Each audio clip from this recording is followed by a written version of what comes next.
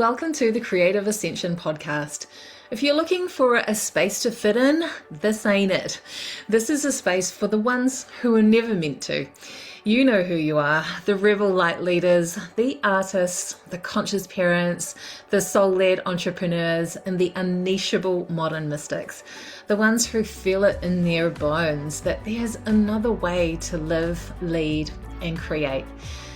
Here, leadership isn't a strategy, it is embodied. Creativity is not a skill, it's your life force, and your life itself becomes art. This is where we break from conformity and really return to sovereign self-expression, where business is an ascension pathway. The body becomes the anchor, and your creative power becomes that thing that sets you free. The Creative Ascension Podcast explores embodied leadership, spiritual entrepreneurship, and conscious creation for the visionary leaders building the new earth. Each week, we dive into raw, real, and activating conversations with the ones who are walking it. The artists, the builders, the disruptors, the cosmic architects of the new paradigm. The ones like you who are choosing truth over approval, freedom over safety, and expression over perfection. I'm Debbie Lim, creative, visual alchemist, new earth artist, and this is your reminder, your body is the canvas, your frequency is the paintbrush, and your life is the masterpiece waiting to be lived. Welcome to Creative Ascension.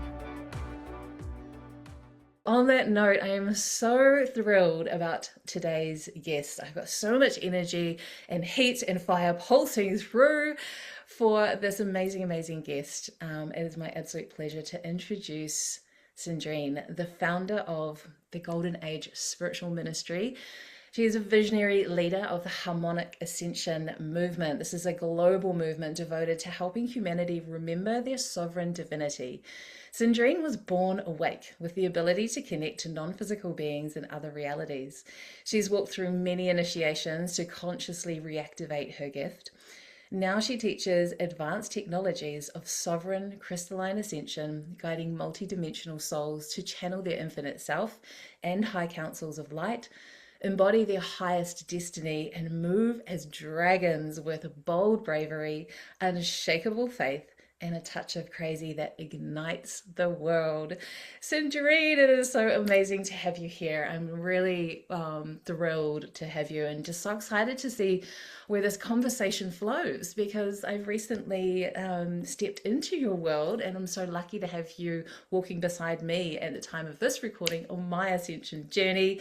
So I know what you stand for, and I've also, I've seen firsthand and received how deeply embodied you are in everything that you teach. And something I really love about you is the amount of incredible wisdom, knowledge that's at such a high level and frequency, and yet you're just a human, and you're here to spread this message that's what we are here to do. We're here to anchor, we're here to be human and have a freaking good time, as you would say. So so good to have you here. Thank you for your time, which I know is so precious. So where do we begin? We were having an amazing conversation before we hopped on, and I'm sure that's going to weave through, but maybe we'll backstep a little bit, because for me, what I'm quite fascinated with about you is when you share about being born awake and staying awake and aware and conscious of your multidimensionality as a child. I've spoken to other people before who they've started like that, and then maybe the family or life circumstances have shut that down, and it comes back later on in life. Me personally, I was not. It's been a very slow, gradual, step-by-step process from my sort of late 30s. So tell us a bit more about what that was like for you as a child. How did you navigate that without the context that you have now? And how does it feed into your work right now? Because I'm sure it's had a really profound effect. Yes, absolutely. It's really interesting because, I often compare this to, all the people out there that are highly gifted. They can paint, they can draw, they can sing, they can play an instrument. They are extraordinary mathematicians and things like that. And I'm sure that you might relate to this in a way that, if drawing, painting, and art has always been there for you, it's like you don't really feel like there's anything special about that. You enjoy that. At times you do it, at times you don't do it. It's like, should I do more of it? And so no, but it's so embedded. It's like I see a lot of extremely talented people who kind of like deny their gift and talent and their creations because it's so normal to them. So I would say that for me, it was a little bit like that. I never really considered that there was anything special about me, that I've certainly never thought that it made me better than anyone else. Well, except when I had to kind of like reconnect to my power. And I had a little bit of an inflated ego. I can see your timelines, I can see your aura, but that didn't last long because it felt really yuck towards me. But growing up was really very much like living the human journey. And I had an interesting upbringing with parents that were both super awake, but also so human in their many dysfunctions, and challenges and everything like that. And so I never had really a proper mentor to guide me, to help me understand what was going on. And, my mom was, raising the three of us alone. And I never really had the space to go and ask her. I would ask her questions, and my questions were always out the gate, like, how can I love everyone? How can my heart love everyone? I remember one day I was just downloading I think I was 7 or 8, and then I came down the kitchen and I said to Mom, I understand creation. And she's like, what? And it's like, yeah, earth is hell. You know how Christian describes hell? Actually, earth is hell, and we're trapped in the loops of karma. And my mom was horrified. She's like, no, it's not hell. And karma is different. So my mom and my dad were both really educated already in spirituality. They were part of like secret mystery schools, and I would go to these secret mystery schools. We would do all sorts of like rituals and ceremonies and lectures, and I would just sit there and listen. My godmother and her husband were really like advanced mysticists, so they had like a gigantic group covered of books, top to ceiling, all about the hidden philosophy, the mysteries, the secret. And he was an author. And when I would go there with my mom, there would be psychic people doing pendulum, doing Reiki before Reiki was a thing. And so it was kind of part of my normal life. But yet that was just one aspect. The other aspect was I was really lost. I hated myself. I hated life. I wonder why I was there. I always felt like an alien in the room. I never understood humans. I hated I loved humans and I hated them at the same time. I had all of these profound fractures that started happening because I didn't have really secure emotional attachment, because Mom was highly depressed. My dad was, I'm not going to say anything about my dad. We'll leave it there. And so it was a lot. It was a lot to take in, and I was really continuously for about 3 to 4 years. I was continually attacked by entities and demons when we were living in the farm in Belgium. It was every night they would come and try to suck my soul away and everything. And I would call in my angel for her to help me and save me, but she was just standing there doing nothing. And later on, I have seen myself, doing quantum work. It's actually myself going there and standing there to hold space because I needed that codex. I needed to experience that to be able to become who I was. So no way I was going to chase the entities and demons away, because I needed to understand them, how they work, and I needed to go through that journey. So I've learned a lot about like timelines, architecture, from my childhood. So there was that, but also I would also be taken on ships. At times I would go and my soul, like a part of my soul, would leave, and I would go on the ships, and I would be with my Arcturian family, and they would do a lot of cosmic surgery. They would like to repair some systems. You say you've got to hang on there. One day it's going to get better. We're here. You're on mission. You're doing it. And so they did that, and they really helped me. And my siblings were also coming on the ships, not that they remember anything. And then after, when I became a teenager, we moved to the city. All of that stopped. I had closed my chakras. I had prayed God to close off my abilities. I went on the path of being teenager, started drinking, smoking, hooking up with guys and partying. And I was really like, I don't want anything to do with it. So every now and then I would still have things happen, because my mom would take me places, or I would meet psychic, and I would always be drawn to that world. I would read books and things like that. But at the same time, it was like a love and hate relationship with spirituality. I hated myself. I hated life. I just wanted to disappear into, just to exit Earth. Yes, Yes, yes. yes. Everything you're saying resonates deeply. I remember when I first started awakening, and it was just so confusing and so discombobulating. And I had a guide with me who was actually contributing to the fragmentation rather than helping.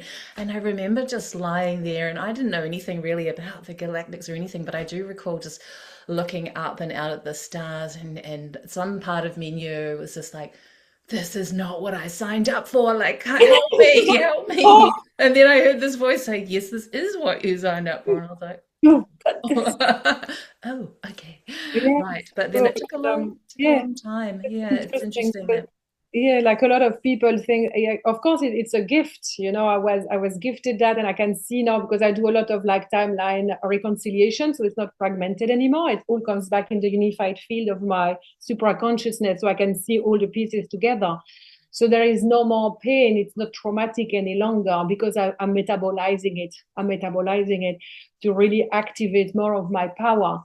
But this is also why when a lot of people tell me, oh, you're so lucky you were born awake, you're so lucky this, I just don't mention that, like small talk, or they ask me, or they want their kids, or they assume that my kids are advanced psychic. They want their kids to be awake. They want their kids to know the truth. They want their kids to be started. As like, no, no, no, no, no. Your child needs to learn how to operate as a human. Your function is to keep the child activated in her heart and happiness as a human, because there is just so much going on here, how to speak properly, how to like all of these human rules, that if we, because I've seen that the child goes into way more fragmentation of consciousness. They get completely lost. It's like such permission based style of parenting, because we want the kids to be like experiencing the spirituality. I'm like, absolutely not, because they need really strong frame and boundaries to be able to understand how to thrive and be happy as human beings. And they will go through their own processes of multidimensional embodiment in their own timing. It's been pre-programmed, it's been ordained. It's not the role of the parent to bury their child with, you're not really from here, these are the demonic entities. It's like that. No, like, let's play some Play-Doh, let's go hang out at the playground, let's just like Let's just ground. Yeah, I love that you share that. It's I I've got a very gifted child, well, two of them really, but in two very different configurations. And I know I walked into the crystal shop one day, and these two ladies went like like this, and I was thinking, oh, what have they were quite little at the time, maybe they put some crystals in their pocket or something. I was like, what? So I had this really like feeling, and they were like, oh my gosh, your daughter, it's like she's very gifted, she's here for this very big job, this very deep. And I was just like, oh, I don't know if I really want to hear that right now. It really kind of threw me a little bit. But over time, through my own journey learning about sovereignty, it's like yes, she's very crystalline. Yes, she's this and that. But it's like, I don't need to be, no. She's going to have her own journey with it, and she will find the right things just when she needs to. She has her own sovereign timeline, and my space is really just to, hold the space. But that being said, doing that and then navigating, teenage life, and I want to party and I want to go out. It's like, oh my gosh.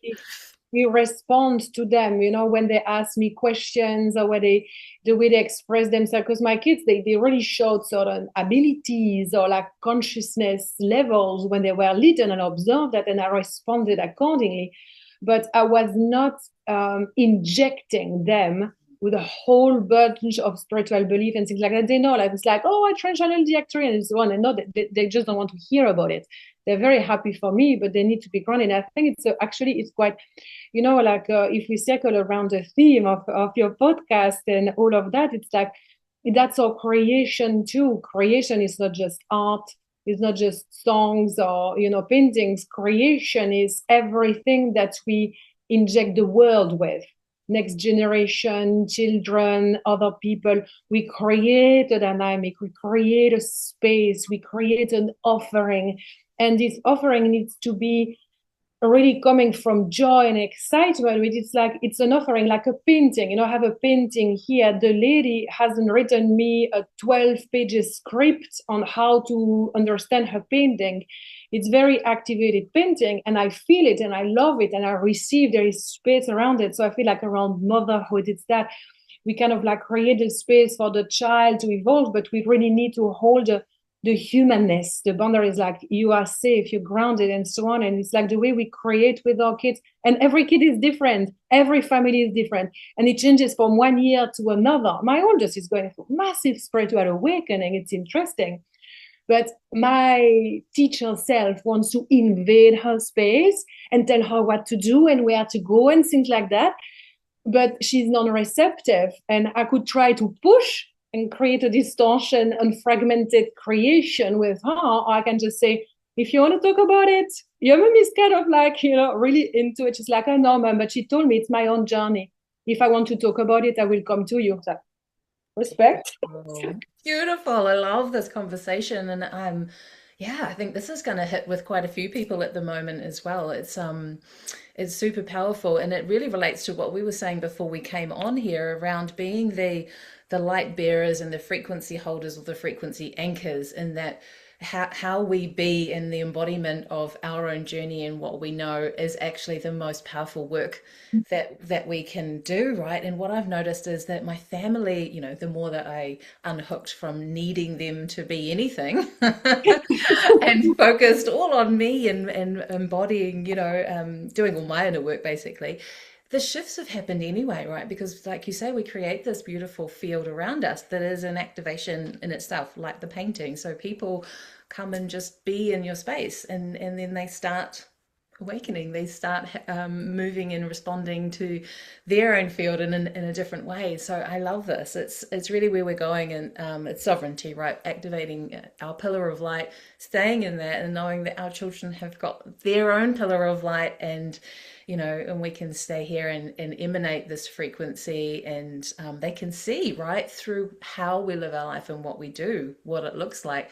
We don't need to be, throwing information in. And actually, I think even in the way that we hold space as teachers and as coaches, this is the shift that's now going on too, which really excites me. Really excites me. So that's super cool, super exciting. Mothering teenagers. Not an easy task. I send you so much love. And my kids have been really easy, but it's interesting. So I remember my son, like you said to your mother, you came down and you had that huge download. We were sitting at the breakfast bar one morning, and he was only about maybe 9 or 10, and he's often like, you can see him away downloading, probably what would be labeled as away with the fairies, but like literally he's downloading, and then he comes in and goes, Mum, do you ever think that this is all just a dream, and that there's actually a whole other truth or reality, and when we die, we actually wake up to that? And I said, that is exactly what I think, actually, yes. And that's it. And we just left it there, like you say, about not needing to then unravel a whole philosophy on them, but just let them take that and go on their own. Pretty sure, like my Susie, when she was about 5 or 6, she's also like that. She phases out, and it's actually kind of like also a form of dissociation, because reality is so intense. But I can see her downloading, and I could see her eating, and then she stopped, she froze, and she was like that, and then she put the spoon down and looked at me, and she's like, Mom, did you ever? No, she's like, I just had that thought that all of us here on the planet Earth, we are just the thoughts in a bigger being.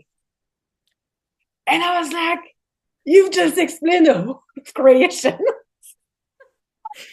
OMG, they just get it. Isn't this amazing? No, they get it, but no, she doesn't remember, but she's a spiritual awakening and everything. And when we look at this, it's like around creation and birthing new realities. It's like we create a space for safety for others to express themselves in the way they want to be expressed. And we respond to that with support and love and appreciation. And like, oh my God, yes, even if we are shocked because, maybe they're going to say things that are shocking, or they're going to, like do things as they grow up, like our children or friends or family members. They're going to do things that we might not like.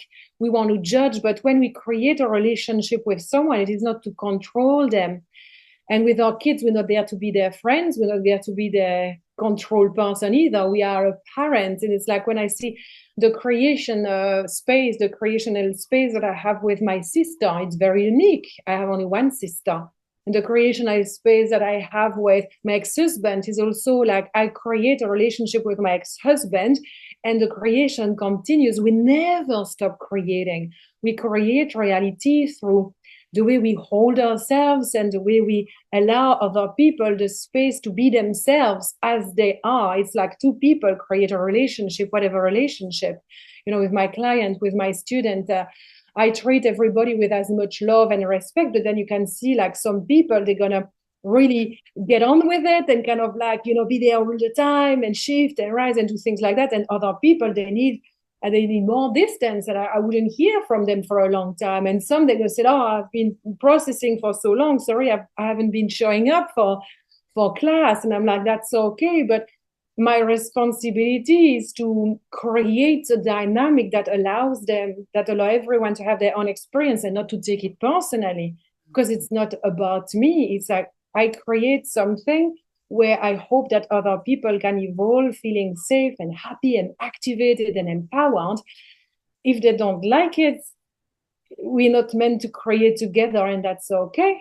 But if they like it, they can also respond the way they want. And at times, I'm sad or angry or dissatisfied to see certain response. Even for my kids, sometimes the way they talk to me, the way they think things, or like not my sister, but like some people, we get disappointed, we get annoyed by people, but that's just the game. The game is that it's like how I respond to that. That's going to keep the relationship going or not. But at times it's like I can no longer co-create with you, like a friendship. If we have a friend that keeps on being toxic, it's like what I keep creating this relationship by being this relationship, and therefore how can I expect to create more as writing a book, expanding my mission and things like that, because my energy is leaking so much. There's no reciprocity in this creation of a relationship with that person, so I need to cut it. To be kind of, at times we just need to be cold and brutal. Like, sorry, I love this so much because I've had so many initiations around this in my own work over the last 3 years, and it's been the deepest, I think, actually, and the most profound kind of work in terms of activating my understanding of what sovereignty is. Like I had someone in one of my containers, she just went so silent, she just so disappeared, but she was always there, and every now and then we'd touch in. And when she finally left after 2 years, she sent me this beautiful email about, I just needed the space, I needed the distance, and it was just perfect. And thank you so much for being patient. And then, there's other ones where there's something going on where it's not right. So can you describe for people or any other coaches or healers, the space holders that are listening, how have you really refined the discernment around knowing when it's time to say goodbye and when you just actually need to honor that person's sovereign space? Like, do you have any kind of processes or methods? Or to start with, I was quite triggered if people would be up for a program and not show up consistently. I would be annoyed at them. I would be like, why don't they show up? They're finding another excuses. So I was kind of like judging people. And then I was also judging myself. Maybe it's not good enough. Maybe they are not happy that they paid so much. And so that was like, maybe, I don't know, I really started with this online world like 6 years ago, I would say 7 years ago. So it lasted for a while until I realized I cannot allow myself to think this way, because I literally have no idea about what's going on. And life showed me, because I would have these people that they purchase something and then they disappear, and they would come back, as you say, oh my God, like your program has been amazing. Sorry, I was not able to join. I live in Europe. I'm a full-time mom. My mom got sick. All of these people had like such beautiful human reasons not to come up. And I was like, Cendrine, you're such judgmental bitch. get yourself in check. So it eventually left, and I stopped interpreting that this way. But it's still at times a little bit annoyed, but that's okay. I just keep that. It's an aspect of relating to other human. We're disappointed, we're annoyed, but I don't move from that. This is not how I move from saying this. I'm quite lucky because the vast majority of my community, my clients, my students, they are freaking next level. There's a lot of respect, a lot of self-responsibility. So if I say something, they get triggered, they process that, we process that together. I've had difficult conversation with people, and it is not easy because I want to take full self-responsibility. Like, I didn't do this, I didn't do that, I didn't do that, or I said this, I said that, and so it's very important to always see our work, its range of musculature or integrity or honor. And we do the best we can, but when it becomes really problematic and really, I find unfortunately, a lot of mentors and so on, they still have inflated ego that they think that they are personally attacked, or people are personally attacking them or stealing their work, or doing all of that. So when someone, I can see in the blueprint and in the words used or in the email they sent, they're condescending, they're arrogant towards me, they criticize my nature, my personality, my work. I'm a dragon. I just comes out. Yes. It is absolutely unacceptable. And so a good side for everyone watching, a good side is that people, when they start putting you on a pedestal, watch out for these people, because they are the ones, as soon as you fall down the pedestal, because of course you're going to fall, because there is no such thing as a pedestal. We're all human. We are all and so as soon as they see a crack in you, they're gonna go after you. So I had that not even a year ago. This woman put me on a pedestal for years, trying so hard to work with me. She was sending me gifts here, little notes and stuff like that. I was like, okay, she's lovely, but she's pedestaling me. And I always break the pedestaling down and I let them be. But then she finally signed up to one of my programs. And I was like, I really wonder how it's going to go. Within 2 months, she sent me this email saying that it was really clear to her now that I was part of the dark side of the force. Oh, yes, that old chestnut. That my light had been disturbed, that it's because I was partying and smoking weed, that it's because I was also, like, she even kind of poked the fact that I've been single for a while, which is actually quite mean. And she started discrediting my work. And I was like, that is absolutely unacceptable. So I wrote a very professional, clear email, because, in the email, she even told me, oh, I can really see what's going on with you and I can help you. I'm just a phone call away. And I was like, you condescending, arrogant little bitch. Why you talk to me like that? So I answered a very good email. I waited. I read it again. I tweaked it. I read it again. So, like, this is very important. We delay the response so we don't, because I process your emotions over there first. Come back to your email. Exactly. And so I sent the email and I blocked her on everything. And then when she came back to ask for a refund, I said that we don't offer refund. This is unacceptable. It's very clear in my policy that there is no refund. She was asking for refund for 2 months. And then after that, she said she had paid for she had received another program for free. She still wanted to join me live for that other program. I was like, you're a little bit psycho there. It's very convoluted. So the empowerment for a lot of us, it's actually sacred. No.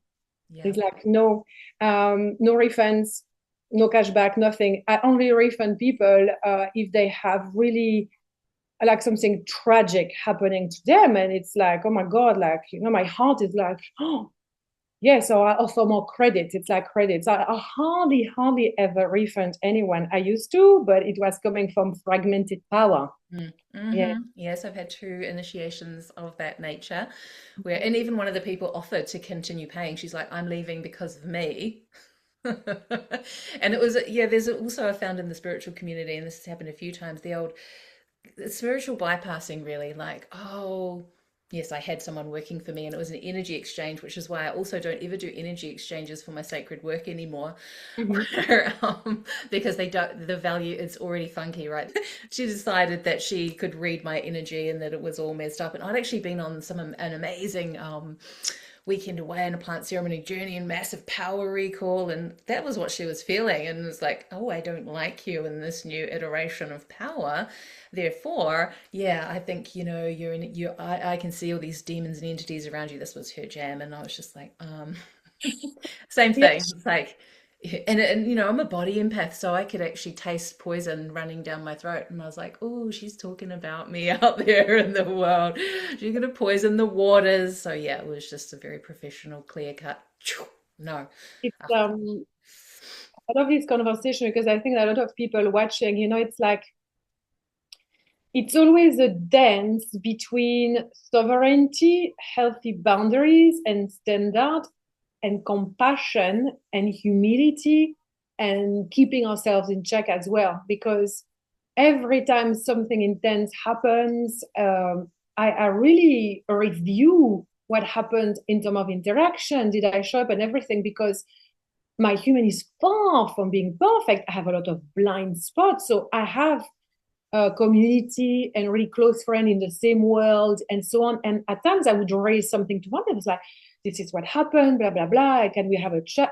I need to process this. I'm not quite sure how to handle this. And so I think it's really like very important to have a community that are not our students, not our clients, but it's really like these new friends. Like, we create friendship through our work. It's like people that know you really well, but that can also say harsh truth. And that Yes. you can hold yourself through that, because I have had people say to me, yes, it's like you really, like when I first started, it was like really direct. You can be really intense, and when you're angry, it goes too fast. Like you need to really hold yourself back. I was like, oh, they are right. They are right, because I respect their opinion and I feel it inside of myself. So it's always leadership is it's a space of we create our own style of leadership and a quantum field response. So there is no mistake. When something happens, it's because we need to have that experience to rise in our leadership, and we can play with it the way we want, but the universe is going to keep on continuing bringing that to us until we find coherence and alignment. And I'm really lucky and grateful because I barely have any haters out there. I just don't get trolled.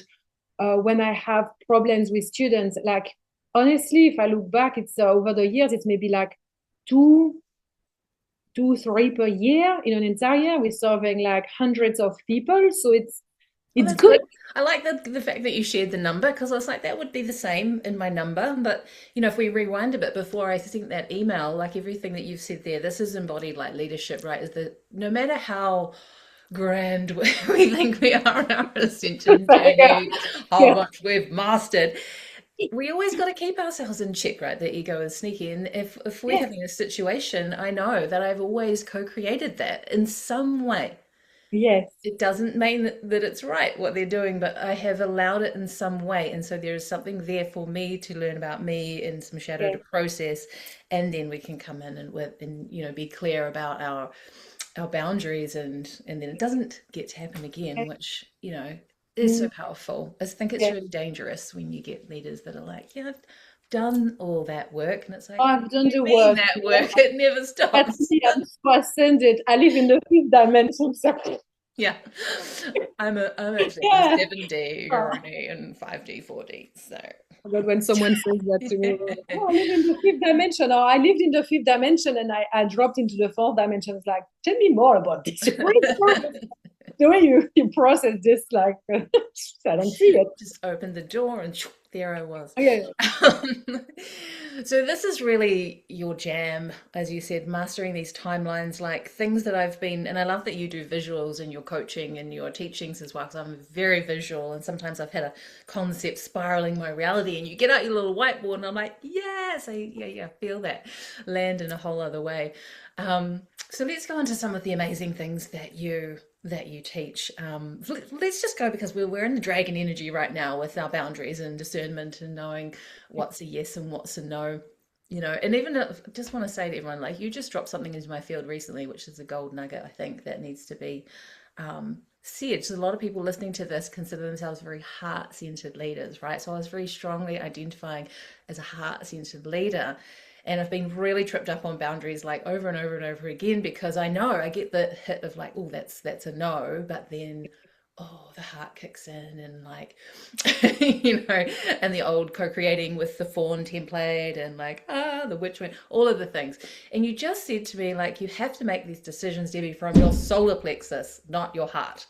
And that, honestly, it was just such a simple thing that changed everything, where I was realizing I was dimming down the dragon fire and just trying to be all in the heart space. So I feel like there's a process that we need to go through, where we actually need to descend down in the body and bring this back up and ignite that fire, and then let that into the heart field. So tell us a bit more about your moving with the dragon, because when you said that, I was like, oh, I love this. I love this. I'm an action taker, but am I truly moving like a dragon if I'm snuffing out my divine will center to make decisions? Yeah. Yes, I love this because you can. I like to see always the two ends of the stick, because we live in a world of duality and polarity, and it's beautiful, and we can kind of locate ourselves on one end or the other and see how we can find more like a middle ground. And there are a lot of people out there that are so heart-centered, like very Palladian coded too. It's like they come and their heart is just the most enormous heart, and they're just there for service, and they want to help others and the animals. And we can see that it's so palpable, right? But then it's like one end of the stick, because these people, they self-abandon, they self-sacrifice. They forget that we are not meant to be a carpet to be love. We're meant to be a field of love and hold love as the guiding force and move from that. But what we receive in terms of experience that is not coded in love allows us to stabilize that into loving ourselves unconditionally, so we don't go under that standard, like, self-sacrificing, overgiving, walking on eggs, preserving the peace. All of that we are actually dropping away from love, because it's self-sacrifice. It is not that. And then there's the other end of the stick, where it's people that it's so harsh, they're so angry and frustrated. People are stupid, which is where I come from with my blueprint, like super Actuarian. Like, I've swung wildly between both of those over Yes, the years, and I'm only just starting to come into more coherent field with that. It's like, oh, I'm familiar with both of those ends that you've described. Yes, and it's really learning how to play with that, because when I would be so harsh and so direct and so like with the stick, kind of like get better off people, it's like I have something in my heart that's like too harsh. And my Palladian friends, I'm not Palladian myself, but I have a very strong Palladian community, and Mother Mary and Jesus Christ. And it's like, they're like, calm down, not the way, just take a breath and drink, too intense. And I'm like, so we always learning. And I feel like a lot of people, they reawaken to their multidimensionality in terms of galactic first. It's easy, it's high frequency, it's like, oh yeah, all of this, it's kind of glamorous and fun and sexy and all of that. I love it, and it's like open-minded. And then after that, it's like, and then what? Dragons come a lot into the field. Dragons often are going to come like alongside galactics or after galactics, because the dragon brings the power down. It really asks us to master the first, second, and third chakra, co-creation with Gaia, mastery of liberation, mastery of the fire. And so that's, for a lot of people, this is going to take lifetime after lifetime of initiation, because we don't understand it. We don't want to be mean. We don't want to discriminate. We don't want to separate. But therefore, we become a carpet. We self-sacrifice, and we loop, because all of that is fragmentation of consciousness. It is not coherence, not structural coherence, nor alignment. The dragon is like, we need to continuously move with unshakable faith, bold bravery, be a bit crazy, with a gigantic heart, because then when we move like that, we are brave. At times it's really hard to say no to a child who's crying and having a tantrum because they want this. It would be so much easier to give them the lolly before dinner, because they would shut the fuck up and leave the fuck alone. But it's like holding the line, holding the boundary, holding the standard. When I have someone, some people, I had this party, and what I think about drugs, I fucking hate it. I don't want it. A drink, a smoke, that's all right, but it's very clear, in my field, not allowed. And then some people thought it was okay to come and desacralize my house and behind my back start selling things. So when I learned about that, it's not about understanding, and it's like this is an absolute betrayal of my standard. That person knew exactly who I am, my standard, and so on. And he thought he could sneakily do it behind my back. It's a instant, radical cut. And I send an aggressive message. I say, who do you think you are to treat me and disrespect me that way? And so this is really, that's the fire. It's Kalima, it's the dragon. It's like, we also do that with ourselves. I do that with myself because I hated myself for so long. I had this poster of Kurt Cobain, my first love, Nirvana, in my bedroom. And he was there looking all grungy and depressed with his big John and his guitar.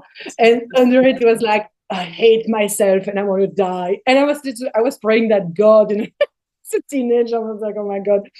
But really, it was really sad because I would say to my mom, I hate myself so much. And this is the way all humans have to hate themselves. Otherwise, if they like themselves, they're complacent. They don't see their problem. They don't see how they're stupid they are. And so I came from such a place of pain and trauma and dissociation and rupture with myself that the fire was inflicted upon myself. I was burning myself down. I was criticizing, judging, hating. And the more I was doing that, the more angry I was, but I was not aware. And I had depression, postnatal depression after my first daughter. It was really intense. That's the initiations of life. Until one day I was so exhausted with the dragon burning. I knew I was very dragony. Like my name means the phoenix, the rebirth of the ashes. It's like I've got tattoos, phoenixes everywhere. But I was like, I'm cursed from birth. Don't give me a name to destroy me. But then I had to take my responsibility. And I remember one day, it was so bad. I ran away at 6 a.m. from home in my pajama, bare feet. I took the car and I said to my ex-husband and my kids, I'm leaving forever. And I went to a river in the forest and I cried and I stayed there for 2 hours and I prayed. I had no solution. I still feel emotional, but I had hit rock bottom into my self-hatred, into the feeling so lost and traumatized. I did not know what to do. So I did the only thing I could remember in terms of spirituality. It was pray. And I pray God and I say, if there is any way that I can be better as a mother and not traumatize my daughters like this anymore, please help, help, help, help. And then I opened my eyes and right next to my foot, there was this little coral leaf, like before the fern opens up. It was tiny and so cute, and I took it. And then the voice came, and it's like, this is like this now. You small, you fragile, you cute, you old, cold within yourself, but give yourself life, open up, and your beauty will be revealed. And from that moment, I made a promise to myself, never have anger in front of my daughters, and go see someone. And so I found a kinesiologist, I found a therapist, and I started from there. And so a lot of people, they would use like dragon power to destroy. Oh, like all of these horrible people are there. Let's destroy them. Let's cut them. Let's burn them. It's like we need to be angry. It's fucked up. But let's bring this fire into the recalibration so we can do it's more just, it's aligned. And also for ourselves, it's like we never have to burn ourselves down. It's the other way. We have to elevate ourselves continuously while also keeping ourselves. This is like great. This is why I always talk about being the angel of your human. It's like my angel loves, and now I love myself unconditionally. Every time I have even a small thought of things that there's something wrong with you, blah, blah, I just like, and I imagine myself, I call it the cosmic bitch slap. I'm like, I'm going to give myself a cosmic bitch slap. What are you thinking? That's not how we think anymore. I love it. Let's go into this a little bit more because, For me, like when you say like burn ourselves, like that is just like my whole lower legs are tingling with this because I've been on that journey too. I sort of got galactivated and went, oh, what's this? And then the dragon energy was trying to come on, but I was like suppressing it. And then, my awakenings always happen through the body. So I got a diagnosis of skin cancer. And I really went into like on a spiritual and emotional level what that is. And I was like, oh, this is a real big visibility piece around the masculine and solar codes and so many things. But I was like, at the end of the day, I was like, this is like this programming where we internalize all of our anger at the world at large. A lot of it was like same as you, at people, fucking humans. And we'd rather burn ourselves down than step into our power with it. So there's that aspect. Then there's like, okay, we've got this power now. I'm afraid of the power, but I don't want to misuse this power. I don't want to burn everybody to a crisp and kill them. So the heart, right, has got to be the unifying force for us to, because we do need to have some of this destruction energy, right, to break down the old world to build the new. It's like, do get angry. When you feel angry, do get angry, but get angry in a way that it's a release, not a destruction of others. So it's like, this is why rage rooms are trendy, I guess. It's like, when I'm really angry, I know that I'm safe in my anger now.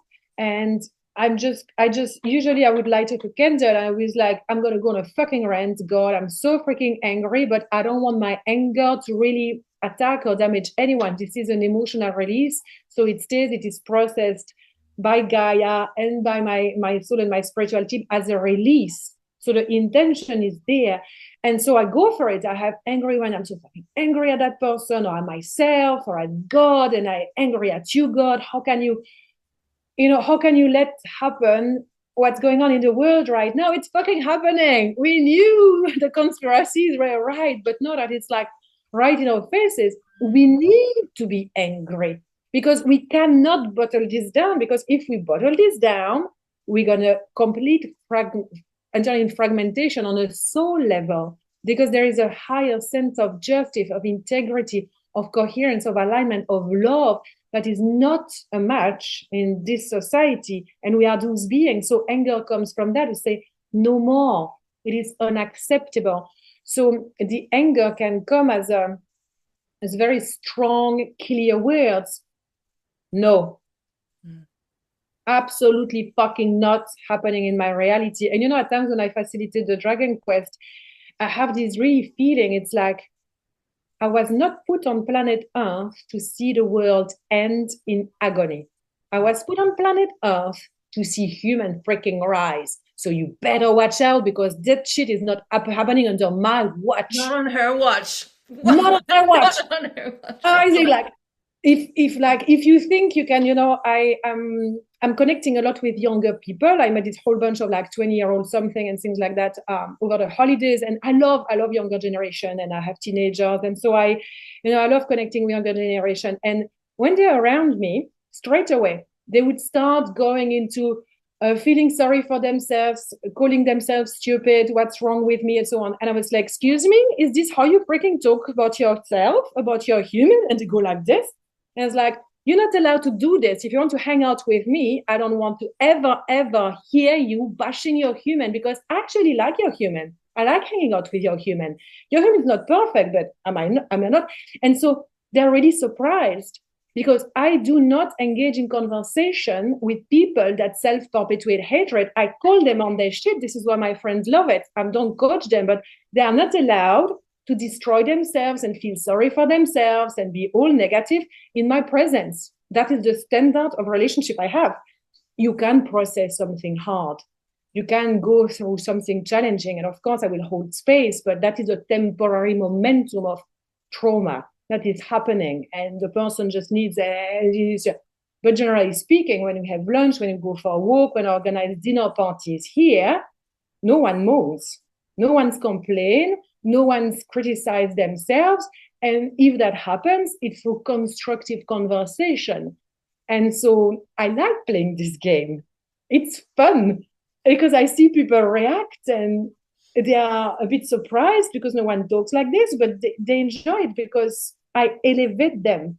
by teaching them how to be with themselves through fun and play and easy conversation. So I think it's a really good game that we can play. First, we don't do it to ourselves. I don't allow my kids to talk bad about themselves because they come and like, oh, that person said that about me. I was like, oh, is this true? Oh, no. I say, why do you care? And then they're like, oh, but I'm so stupid. I'm so stupid. I'm the dumbest at math. I say, excuse me, is this how you just talked about yourself? Can you reframe? Can you reframe? Not under my roof. And it was like, oh, mom, you're so annoying. But I feel inside of them this sense of satisfaction, this sense of like, oh, That's actually what I needed to hear right now. I needed that reminder. Yeah. I I love, love I it. love my Claire. I love my Susie. You're perfect. You're so beautiful. I'm your mother. I'm your biggest fan. And I think it's important that we sit down and see, do you need a private tutor in math? Because you're not stupid, but I know what you feel because I was useless at math. So I teach the amuses and to teach the I'm just a amuses. bad mum. I'm like, don't worry, just get an accountant later in life and a Yes, zero and a calculator. You'll be so fine. You that's can what still I make tell her. It's millions like, if you who want. cares about mathematics? This is the way we interact with each other. We uphold those standards around how we use our language and how we process our feelings and all of that. We got a boxing bag out there, you know. It's like if it comes at me, I'm like, no, no, you're allowed to be angry, but you're not allowed to take me down with you. Go out there and do what you need to do and come back in here and I'll love up on you. Um, so this is the revolution, isn't it, really? So it's all interlinked and related into being able to be with ourselves, process our emotions in a healthy way, not be so afraid of being angry, and then it's not such a big freaking deal. We move it through us. And yeah, it's been a challenge for me as a mum that has I've taken myself through so many sacred rage processes and now Oh, work with clients like that, but then the kids are so deeply conditioned at school to just keep a lid on everything. It can actually be quite hard to bring them back out as well. And I know my daughter really struggles with like the friends and what is messaged to her because they're in this diatribe constantly of self-hatred and self-loathing and negativity. And she goes, Mum, I don't know what to say because I don't think like that. And so that's been a real journey as well of like, whew, I'm really glad that I've taken this coaching. it's coming. It's like the world is burning out there. It's like it's a war zone if we want to, it's like it's chaotic. Mm. And we cannot really tend to that garden much. But what we can is tend to our own inner garden and the garden that the spaces that we create with our family, with our communities, with our students. And we can choose to destroy it and burn it down and try to rule it with a weapon that's going to make everybody terrified of us and be really a good robot, or we can continuously pour into it and feed it. And then like it's like we bring it sunshine and playfulness and joy, but at times we also need to extract the weeds. And meaning extract the weeds is making difficult decisions. That person is not allowed in my close circle anymore because that person is highly toxic and it is hard. And so we have to remove the weed, but we need to tend to our own garden because that is eventually where we come to rest. We fall asleep at night, it's with ourselves. We might be lying next to a partner, but the partner is falling asleep with himself too. We go in dream state, which is, supraconsciousness activated, and we are just with ourselves. So if we don't tend to our garden and feed it and keep it beautiful and clean and fun and adventurous and always growing, then it decays and it decays and it decays and we feel miserable, we feel depressed, we feel angry, and we think that other people are dumping their trash in our garden, but we allow that to happen. And all of this fragmentation happen. It's because the dark side of the force, it's because of the demons, it's because of my trauma, it's because of my ancestors. No, of course there's some truth to that, as we know, but it's not as we think it is. It's like I'm loving myself unconditionally. It's going back to basics. It is. I was sitting with my Reiki community and I can't remember what piece of the pie we were unraveling, but we did this drop into the body about how deeply responsible we felt, not in our minds where we think we are, but how much was the body holding responsibility for the state of the planet and all people. And the numbers were really, really, really high. And I was like, this is the piece that we really need to untangle. And so for me, what happened, it was a multidimensional weave, but I was walking around outside here and we'd gotten back from Bali and I got all, broke out in hives and anger, and the fire was raging through the body at the state of the planet, and how people were trashing the ocean and standing on turtles, and oh my gosh, and I was like, oh, this is that, like, this is what's going on in the field. I need to sort this out, because this is not how we rise, right? We can't drop down into the it's all a ruin. We lose hope. So, and I was walking around outside here where I get all the downloads, and I just heard, like, I saw some rubbish behind my art studio that had blown around there, and I just heard this message, like, just tend to your own garden first. And I had a look around and I was like, we live on a beautiful property here, but we have not gardened.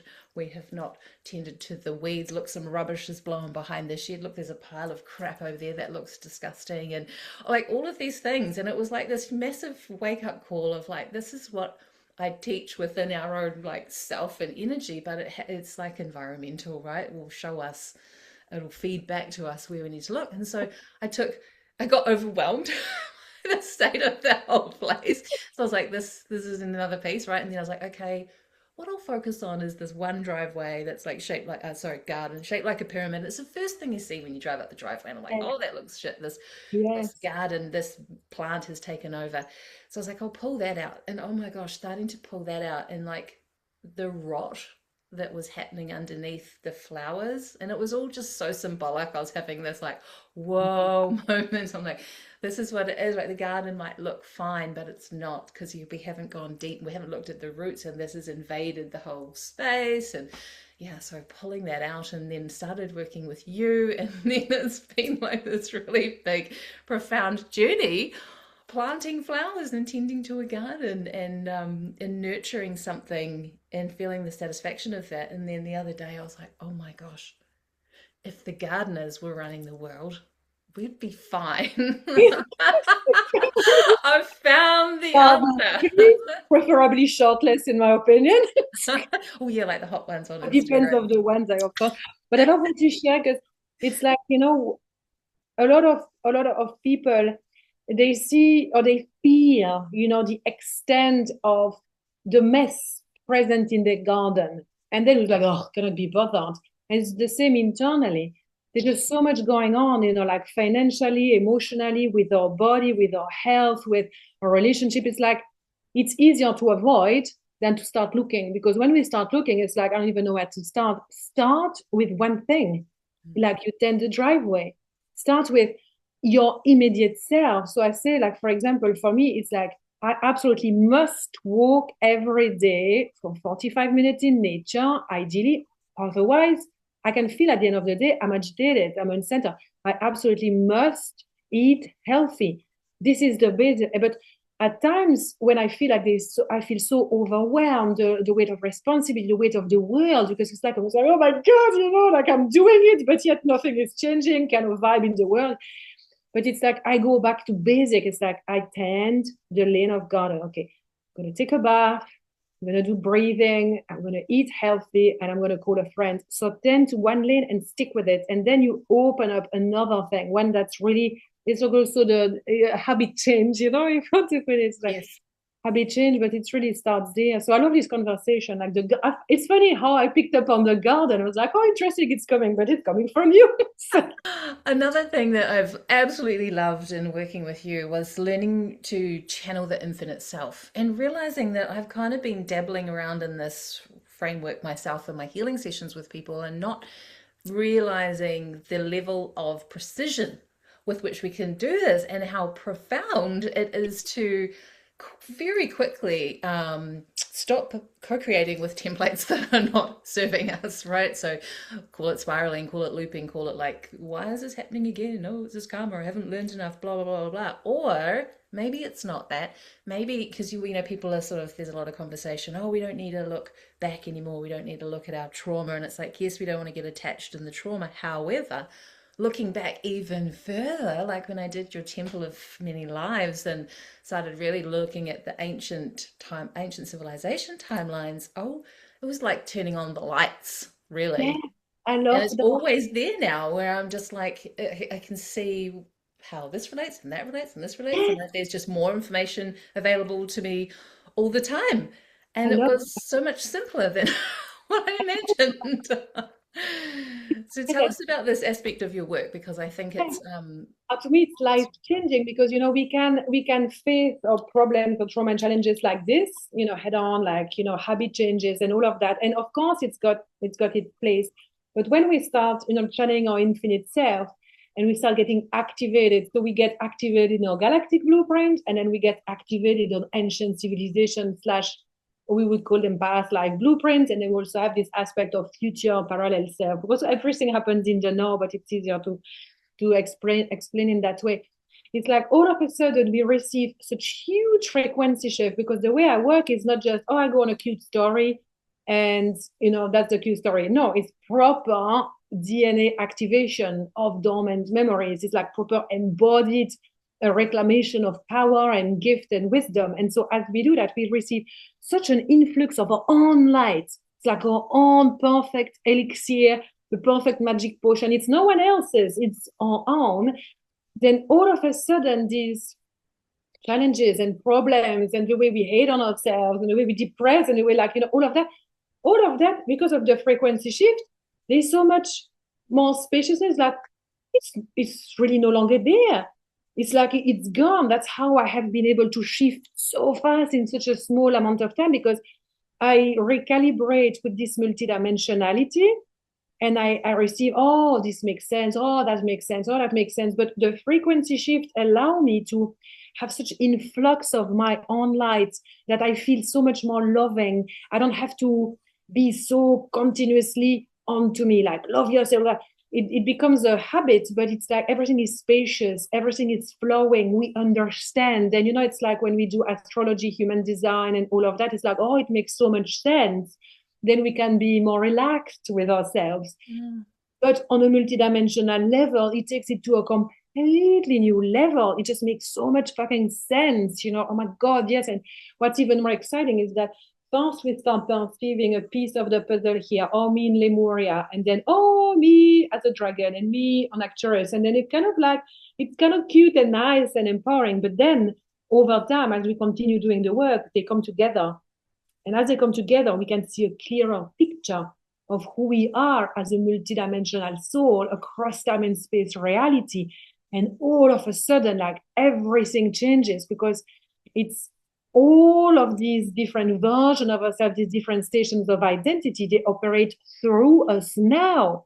So instead of us being less than the Lemurian priestess, less than the dragon avatar, less than the Arcturian self, we are the master channeling them, embodying these codes, because all of them are there as part of ourselves, also councils of light, to help us with our mission. So it's full on light on us, but it's also the support, the friendship, the love, the healing that's available, and it recalibrates us in our power.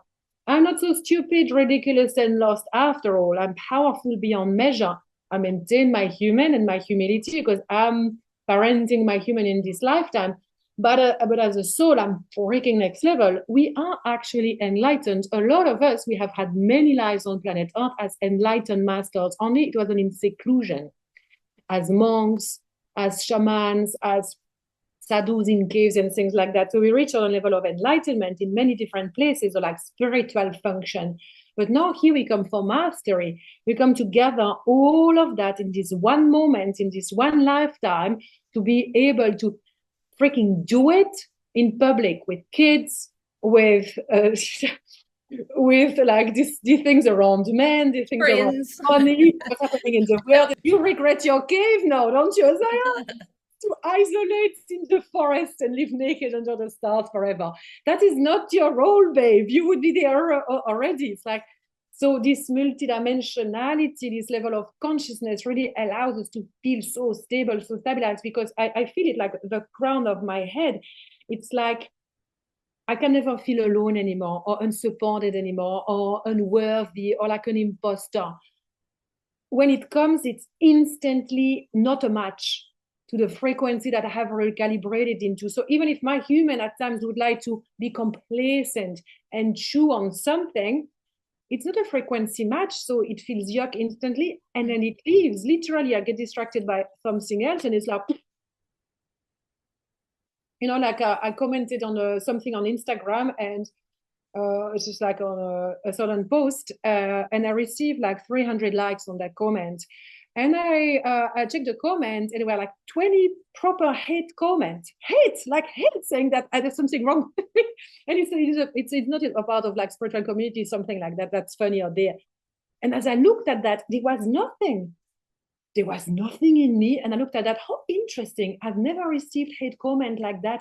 And it's a funny thing that I commented. That's a little bit cheeky and sexy and sassy. It's a bit like, ooh, And then there'll be people going for it. But that's what I talk about. Is like when you're so connected to yourself and your mission, oh yeah, it's happening. Some people are going to judge me for it.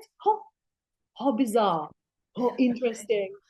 Oh, that's so true. And I've really, I've only just dipped my feet into your world, but all of what you've just said is happening for me. And it's been absolutely mind blowing. And as you're speaking there and you're explaining about all these different I kind of see them like levels of the game just to keep a visual on it. And I know that they're not going up, but it's like, frequency shifting and dimensions and realms.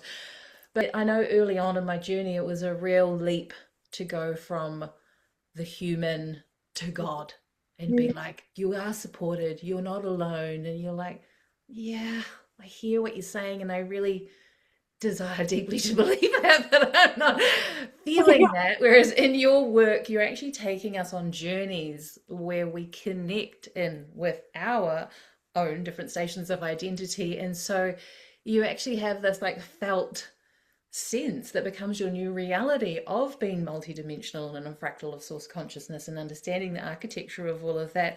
You just get to just drop your shoulders and chill out. And I love it because we also need to be relaxed and have a good time, as you are such an advocate of in this lifetime. So I love one of the little rebel parts about you, Cendrine, is that you fully are like, yeah, I'm spiritual as fuck, I'm multidimensional as fuck, I'm a badass dragon mama, and I like to go party as well. Like I don't have to be a monk in this lifetime in order to be these things as well. So talk to us a bit more about that, because for me, I know like at the moment I'm on a sober journey. This may last forever, maybe it won't, I don't know. I just know that it's needed for whatever's going on in my body at this time.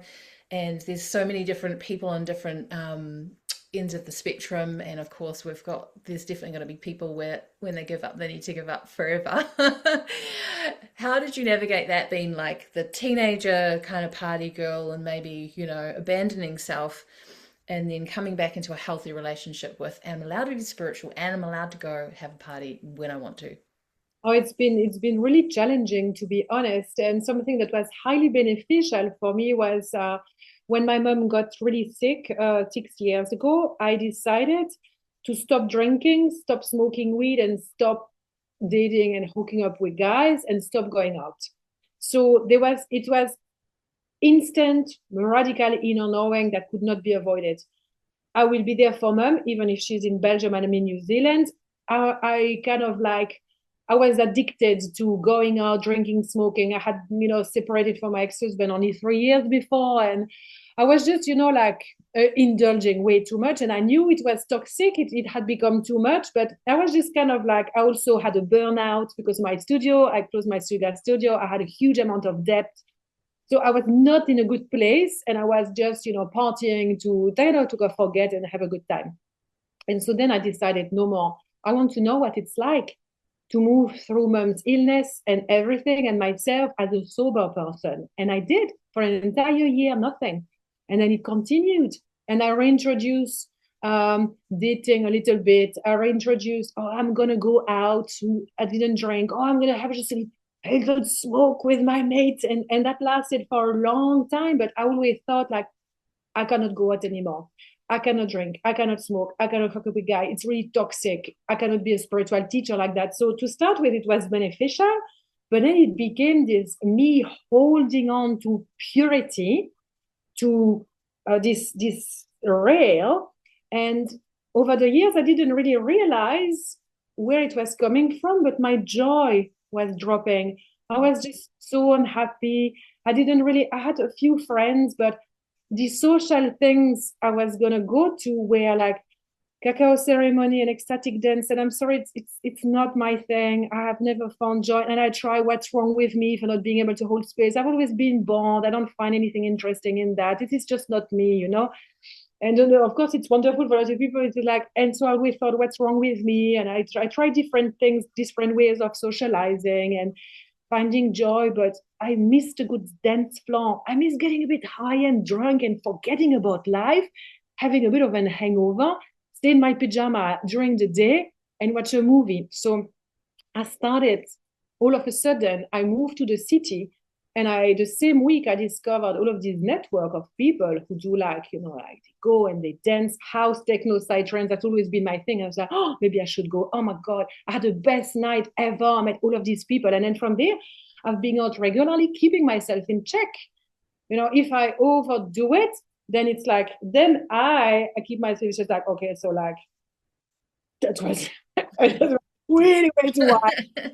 So, but still, it's in a level of integrity that suits me. I don't do one night stands. I don't take drugs.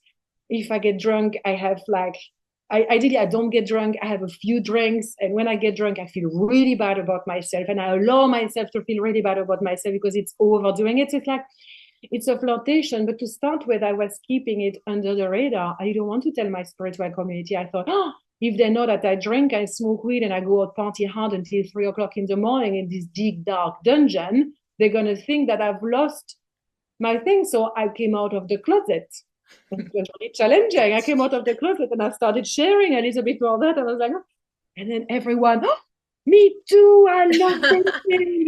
I haven't done it in such a long time. And when I was in the United States for this big channel panel, and I started talking about it, and I was like, I'm multidimensional, but I also love a good party. Who doesn't love a good rave? And I was just like this every now and then, and oh, boom, boom, boom, boom. Everybody went like, bing, like that. And afterwards, oh my God, you stand out so much.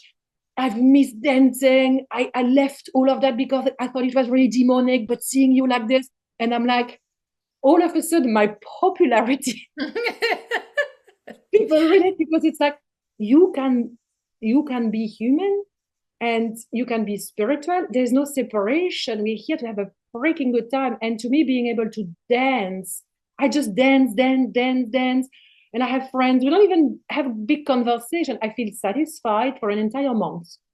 So like I go once a month, maybe I go twice a month now, and I'm just so satisfied. And the day after, I go for lazy walks, I have a massage, go for a swim, I call my friends in my pajama in the middle of the day. I nourish myself. It feels so good, you know, no work. Like nothing at all. So this is what I wanted to share, as a reconciliation of what we are ashamed of, what we think is wrong with us in terms of human. Really look at it differently, you know, because when we look at the Epstein files, we know that that's fucking wrong. That's obviously fucking wrong.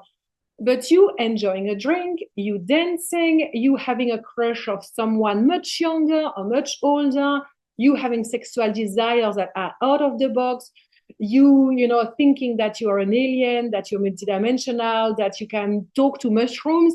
Actually, all of that's pretty cool, you know. Oh, it's nothing to be ashamed of. It's like, just go for it, babe. Just like, you know, go into that wormhole, because that wormhole is actually self-discovery. It's like bringing unity back. It's like, there's nothing to be ashamed of.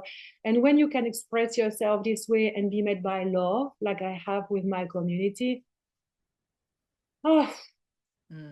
it's a reflection, isn't it, that you've met that place within yourself first, right? So for me, that's the journey that's anchoring in now, is actually coming into exercise and eating and drinking from a place of love, not trying to, like, not self-abandoning, which has been the pattern, right? So the for now, that's what I'm co-creating with, and who knows what that will turn into in the future. So I'm not making any big like declarations, but that's the journey right now. So I think what we can sum up for everybody there is that this is it, right? This is a sovereign journey. We're not saying either way is right, wrong, or anything. And that's the pathway of discovery where we get to weave between the worlds and be a freaking human. But yeah, thank you for that. You've actually just reminded me. I was doing a little mental check there about how am I filling my actual joy cup. Yes. It's that low, because when it gets low, the bank account gets low. We start. I know, and then we just go on social media and we talk to people. It's like, okay, so I'm just gonna crawl under my bed because this is too much. So like turn everything off, have a dance party at home. Dancing is so good, whatever music you like, shake your booty with your people. It doesn't have to be big. You can just do it sober. You can do it just whatever way, but have fun. Having fun is so important. Yes. Yeah, I think joy, right, is the frequency that we want to start playing in more. Start playing in it more, because that's how we're gonna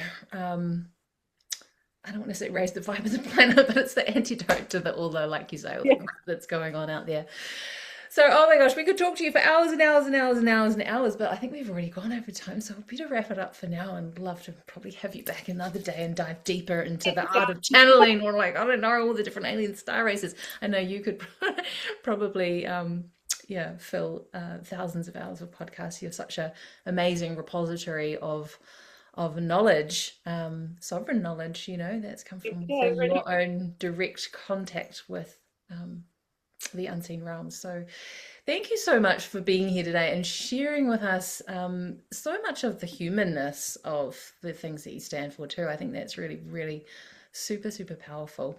Have you got anything else that you would like to share with everyone before we go? And maybe also just let us know how people can follow you. What's the best way for them to get in touch with you and get involved in your work? Yes, I share a lot on Instagram, my Facebook group, Harmonic Ascension. I pop in live there regularly. I'm starting to be way more active in person in New Zealand too, which I'm quite excited about. So I'm planning a few events, regular sessions here in Wellington, if anyone is around. So I'm really excited about this in-person component, and I'm always happy to connect with people. So just like pick me a message and we can have a little chat. But I just wanted to say to people, it's like we were born here for this moment, and it's happening, and it's gonna continue happening in ways that our mind cannot fathom, but our soul prepare for, and everything is gonna be all right. We are on the timeline of ascension, because the ascension is not happening under my fucking watch. I was not born in that reality, so no freaking way. But it's like whatever you do, whatever you create, whatever you do, it's like you can see it. It's like a little rock in building a new mountain, and we are building this new earth together. And everything that we put into this world and into our own garden, it creates ripples. So at times we feel really insignificant or powerless, but review that, tend to your garden, share love to your family. When I feel powerless and I'm really devastated with what's happening in the world, I send love messages to my friends and my family members. I just wanted to tell you I love you and you're amazing. Thank you for being in my life. And I do that on a regular basis now because of it's happening. And I just elevate other people through words, action as much as possible, as well as myself. So give yourself a big hug and you've got this beautiful human and go and have fun. Organize a party. Thank you for being here and for sharing this space with us today. If something in this episode stirred, opened, or resonated within you, I invite you to follow the podcast and share it with your soul family. Please send us some love and give us a 5-star review if you loved it today. Your listens, shares, and reviews help this work ripple outward where it's meant to land. For deeper connection, you can visit debbielimcreative.com or find me on Instagram at debbielimcreative. And I'd really love to hear what moved or awakened for you in this conversation today. One final reminder, you're not here to fit into the old world. You're here to birth a new one through your body, your creativity, and your frequency.